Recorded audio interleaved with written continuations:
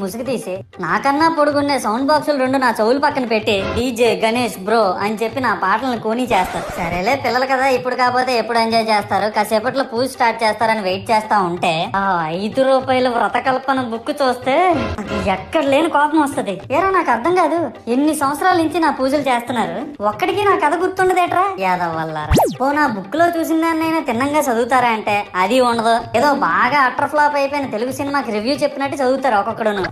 ఇంకా తర్వాత 9 రాత్రుల పాటు నాకు ఎన్ని సినిమాలు చూపించాలో అన్ని సినిమాలు చూపిస్తారా. ఇందులో ఫన్నీ పార్ట్ ఏంటంటే నేను ఎన్ని బ్యాచ్లను చూస్తాను తెలుసా. ప్రతి వీధి పందిరి దగ్గరికి తిరుగుతూ నా విగ్రహాలకు రివ్యూ ఇచ్చే బ్యాచ్ ఒకటి, ప్రసాదాల కోసం ప్రతి పందిరి దగ్గరికి తిరిగే బ్యాచ్ ఇంకొకటి.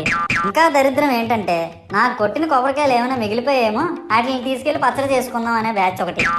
ఇవన్నీ చూస్తూ 9 రాత్రులు గడిపాక సరేలే సాయంత్రం అనిపిస్తారులే అని కాలు మీద కాలు వేసుకొని కూర్చుంటే అప్పుడు మొదలవుతాదిరా నా నిమర్